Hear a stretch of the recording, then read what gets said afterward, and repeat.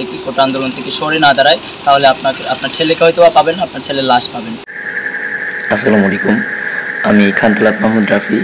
আপনারা জানেন সম্প্রতি চলছে সারা বাংলাদেশেই কোঠা প্রথার বিরুদ্ধে আন্দোলন, বৈষম্য বিরোধী ছাত্র আন্দোলন। তো আমি চট্টগ্রাম বিশ্ববিদ্যালয় থেকে সমন্বয় করছি। আমি আপনাদের কাছে একটা ব্যাপার শেয়ার করার জন্য আজকে এই ভিডিওতে এসেছি। আজকে রাতে আমাদের মুভমেন্ট শেষ হওয়ার পর 10টা 25 মিনিটে আমার বাসায় একটা ফোন কল যায় অজ্ঞাত একটা নাম্বার থেকে।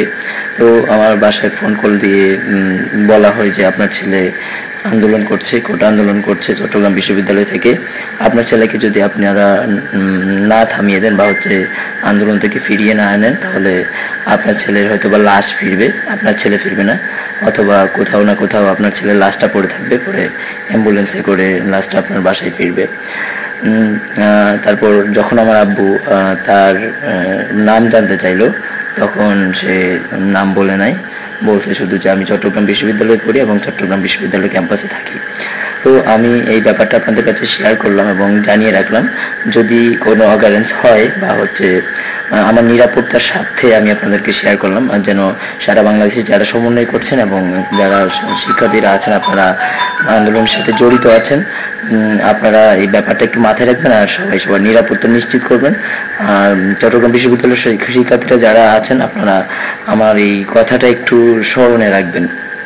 তো আমরা রাজপথ ছাড়ছি না, অনেক প্রতিকূলতা আসছে, অনেক প্রতিকূলতা আসবে, আমরা রাজপথে থাকছি আমাদের অধিকার আদায় না হওয়া অবধি। আমরা আমাদের অধিকার আদায় হওয়ার পরেই তবে আমরা রাজপথ ছাড়ব। ভালো থাকুন, সুস্থ থাকুন আর রাজপথে থাকবেন। আমি আপনাদেরকে শেষের দিকে একটু নাম্বারটা দেখিয়ে নিচ্ছি। এই যে এটা হচ্ছে ফোন নাম্বার।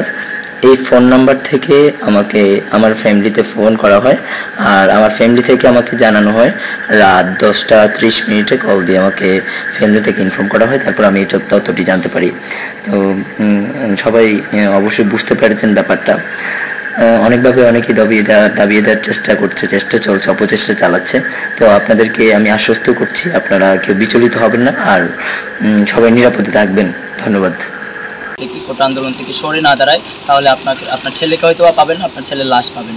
তো আমার আব্বু যখন পরিচয় জানতে চাই যে আপনি কে বলছেন বা কোথা থেকে বলছেন, তখন সে চট্টগ্রাম বিশ্ববিদ্যালয়ের শিক্ষার্থী বলে ফোন কেটে দেয়। তো আমি আপনাদের কাছে অনুরোধ করবো, আপনারা যারা আছেন আপনারা ব্যাপারটা একটু দেখেন। আর এইরকম আরও অনেক প্রতিকূলতা আসতেছে বা হয়তো সামনে আরও আসবে। আমি আপনাদের কাছে সর্বাঙ্গীন সহযোগিতা কামনা করছি।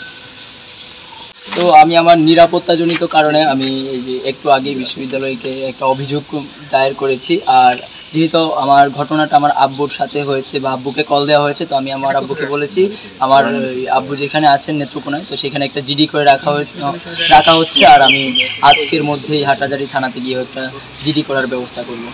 আর আপনাদেরকে আমি জিডি ব্যাপারটা এটা প্রশাসনকে আমি একটা অভিযোগ দিয়েছি, এটা প্রশাসনকে অভিযোগ দেওয়ার একটা কপি আমাদের রিসিভ কপি দিয়েছে। ঠিক আছে। সম্প্রতি চলমান সারা বাংলাদেশে বৈষম্য বিরোধী ছাত্র আন্দোলন, কোটা আন্দোলন, আমি খানতালাত মাহমুদ রাফি সমন্বয় করছি চট্টগ্রাম বিশ্ববিদ্যালয় থেকে। তো গতকাল রাত 7 তারিখ রাতে আনুমানিক 10টা 25-এর দিকে আমার বাবার নাম্বারে একটা অজ্ঞাত নাম্বার থেকে কল করা হয়। কল দিয়ে আমাকে প্রাণনাশের হুমকি দেওয়া হয়। আমার আব্বুকে বলা হয় যে আপনার ছেলে যদি এই আন্দোলন